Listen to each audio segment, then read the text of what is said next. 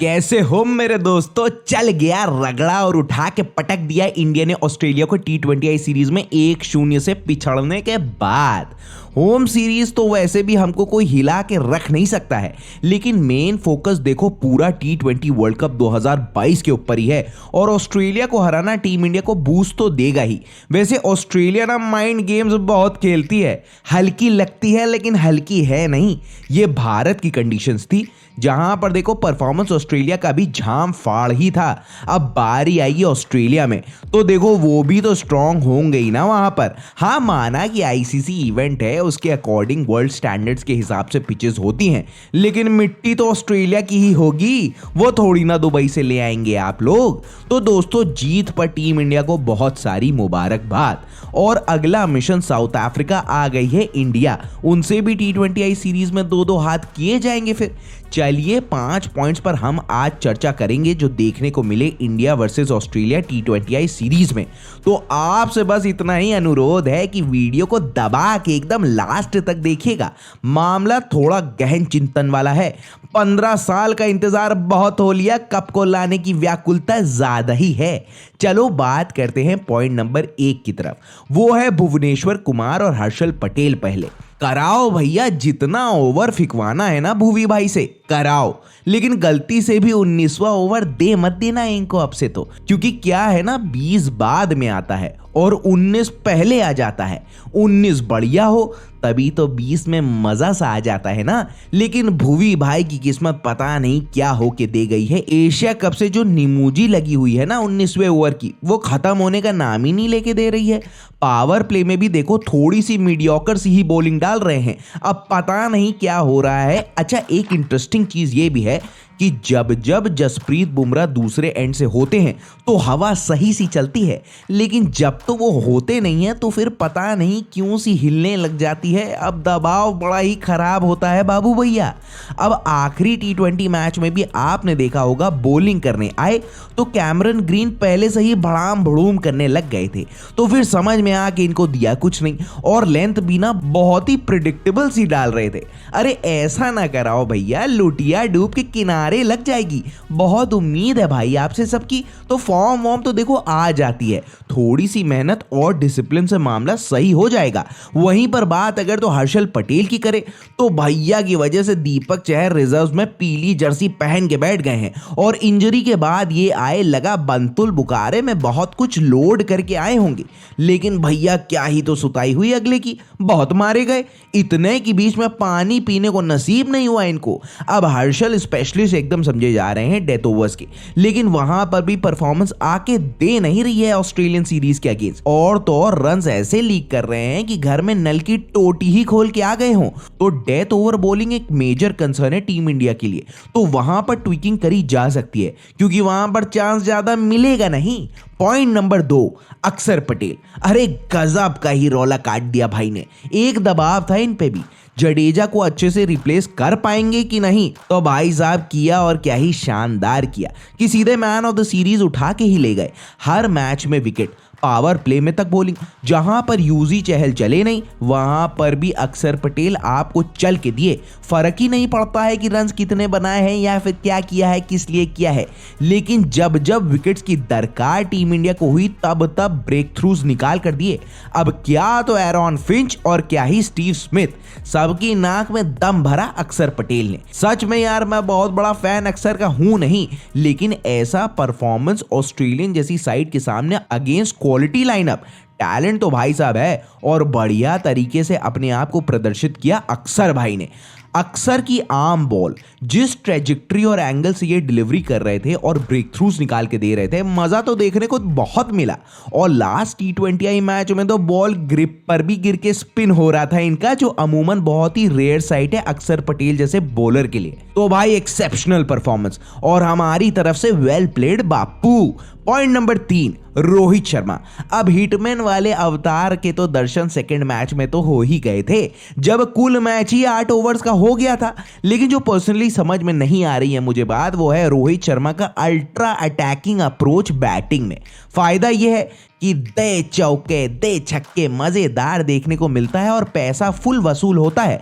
लेकिन उससे दिक्कत आ कहां पे रही है कि अल्ट्रा अटैकिंग मोड में जब तो ये चल रहे हैं लेकिन ज्यादा ही चल जा रहे हैं, अरे रुक ही नहीं पा रहे हैं, जिसका खामियाजा बैटिंग ऑर्डर पर पड़ ही रहा है। और हाँ, ये सही है कि भाई साहब कप्तान है, एक एग्जाम्पल सेट कर रहे हैं कि देखो सब ऐसे ही खेलो, लेकिन महोदय आपका टिकना वो भी लंबे समय के लिए बहुत जरूरी है, क्योंकि कप जीतना है ना। वैसे तो टीम में कोई भी 30-40 रन कर दे तो इंपैक्टफुल होता है, बोले तो भौकाल टाइट हो जाता है, लेकिन रोहित शर्मा कन्वर्ट करने के लिए जाने जाते हैं। अब 4 T20I सेंचुरीज इस फॉर्मेट में ऐसे ही थोड़ी ना लगा दी गई है, आए और 3-4 ओवर्स के बीच में चले गए। ये मेजर प्रॉब्लम आगे हो सकती है, क्योंकि मेजर टीम्स इसी के इर्द गिर्द में स्ट्रैटेजी बना रही होंगी, क्योंकि सामने भी जो खेलेगा वो चना थोड़ी ना छीलने आ रहा है। अब ऐसा तो नहीं है कि भ्रमित ही सबको कर रहे हो, ऐसा यहां पर खेल रहे हैं और बाद में बिल्कुल वैसे खेलने लग जाएंगे, मतलब कि पहले के जैसे, तो वो भी हो सकता है। लेकिन बात अगर तो प्रैक्टिकलिटी की हो तो फिर मामला ये वाला तो बन के दे नहीं रहा है। हर बार आपके विराट थोड़ी ना चलेंगे और केएल राहुल का भी थोड़ा सा कंसिस्टेंसी में रफ सा पैच चल रहा है, तो फिर टॉप 3 में से तीनों ही चल जाए, हम तो बस इतना ही चाहते हैं। बाकी फिर खेलते रहना एक्सपेरिमेंट, लेकिन अभी के लिए ना करा जाए ऐसे खेल का प्रदर्शन कि सांस शर्ट के एकदम ऊपर वाले बटन में ही फंसी ना रह जाए कि अब क्या होगा और पता चले रोहित शर्मा सस्ते में ही निपट गए। पॉइंट नंबर 4, अब जब बात इंडियन टीम की होगी तब तक विराट कोहली पीछे कहां रह सकते हैं। सबसे इंपॉर्टेंट बात, 2, 11 और 63 रन बनाए 3 मैचेस में, जिसमें से निर्णायक मैच में खेली सबसे बेहतरीन पारी। दूसरा T20I मैच ही हटा देते। अच्छा हटा क्यों दे, T20 मैच थोड़ी ना था वो तो 8 ओवर का मैच था और उसमें आते के साथ ही रगड़ा चलाना था, तो उसमें गच्ची हो गई। विराट के लिए अंतिम तक खेलना ही टीम इंडिया के पॉइंट ऑफ व्यू से बहुत बेनिफिशियल होगा, क्योंकि विराट चेस को बिल्ड करते हैं और अभी भी उनकी किटी में विंटेज विराट वाला टच है। और ये बात आपने नोटिस की होगी कि जब कोहली टच में दिखते हैं तब तक वो गैप्स ढूंढते बहुत अच्छी तरीके से, लेकिन कंसिस्टेंटली विराट को मिडिल में ज्यादा ही वक्त बिताना पड़ेगा। थर्ड T20I मैच में भी आपने देखा होगा latter part of the innings के कि विराट ना बहुत तेजी से मारने की कोशिश कर रहे थे, जो कहीं ना कहीं विराट की स्ट्रेंथ बिल्कुल ही नहीं है। उनकी स्ट्रेंथ है टाइमिंग। तो भाई साहब अगर तो वो रही तो अंटे में दम किसी के है आजकल के नहीं कि नकेल कोई कोहली पे डाल सके। सबसे अच्छी बात, तेज स्कोरिंग करने के बाद भी जब सूर्या ने गियर्स बदले और रन्स बनाना शुरू किया, तब विराट ने एक प्रॉपर एंकर की भूमिका में अपने आप को स्विच कर लिया और फिर सूर्या को स्ट्राइक रोटेट कर रहे थे, क्योंकि सूर्या केयर फ्री शॉट्स खेल रहे थे और कंटिन्यूअसली रन स्कोर कर रहे थे। अब विराट ओपनिंग भी कराएंगे, ये बात भी स्किपर रोहित शर्मा ने क्लियर कर ही दी है। तो दोस्तों अभी बहुत कुछ देखने को मिल सकता है, गर्दा ही उड़ने को तैयार होने वाला है। Point number 5, Yuzvendra Chahal. एक डेंट जो टीम इंडिया को थोड़ा सा लगा इस सीरीज में वो था यूजी चहल का अंडर परफॉर्मेंस। अब फ्रंटलाइन स्पिनर टीम इंडिया की ये हैं, लेकिन एक बात बहुत ही एविडेंट है कि जब यूजी दबाव में होते हैं तो तेज डालने की कोशिश करते हैं, जहां पर बैट्समैन उनको आसानी से ही पिक कर लेते हैं भैया। और ये जोन चहल का है नहीं।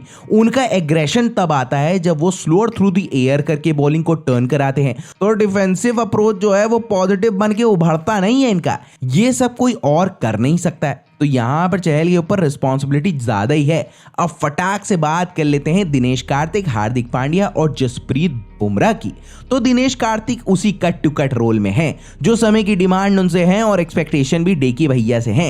आउट ऑफ द बॉक्स जाके इनिंग्स बना के अगर तो खेल लें तो सही, वरना तो 12 बॉल्स के आसपास तक का रोल सेट करके दिखाई दे रहा है, जिसे कंफर्टेबली दिनेश कार्तिक पूरा कर रहे हैं, लेकिन रोल लिमिटेड है, तो कंटिन्यूअसली ये काम फिर डीके को ऐसे ही करते रहना पड़ेगा। हार्दिक पांड्या बहुत ही रिफॉर्म्ड ऑलराउंडर बन के उभरे हैं और भारत के एक्स फैक्टर प्लेयर होंगे आगामी T20 वर्ल्ड कप 2022 में। हार्दिक जो more of on side player थे, उन्होंने अपनी टेक्निक को और भी बेहतर किया है और अब वो रेंज अपनी बढ़ाकर क्रीज को बेहतर इस्तेमाल करके स्टैंड्स को थोड़ा सा ओपन रख के बढ़िया बॉटम हैंड से शॉट्स को मार रहे हैं और बहुत ही क्रूशल नॉक्स खेल रहे हैं और सबसे बड़ी बात टीम इंडिया को जिता रहे हैं।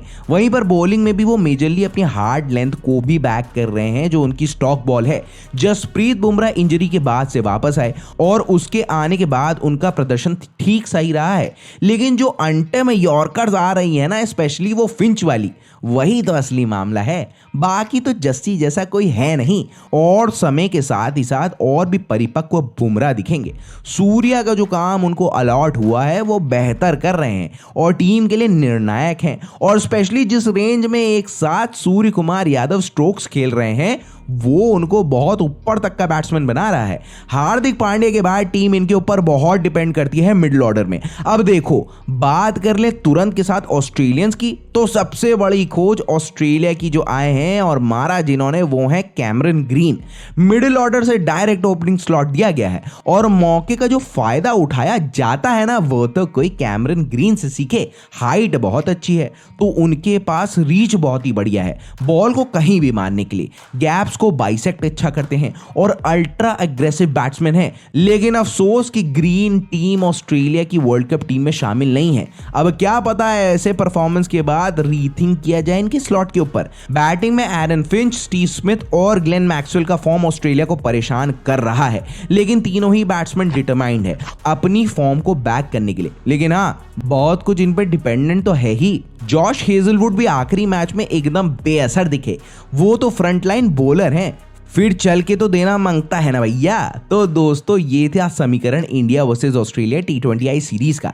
मिशन मेलबर्न ऑन है, लेकिन उसके पहले गाड़ी पिट स्टॉप के लिए साउथ अफ्रीका के साथ रुकेगी और उसके बाद टीम इंडिया ऑस्ट्रेलिया के लिए निकल जाएगी। समझ रहे हैं ना आप लोग, सब कुछ धड़ाधड़ होने वाला है। तो कैसी लगी आपको आज की वीडियो? अच्छी लगी होगी ना तो लाइक और शेयर करना।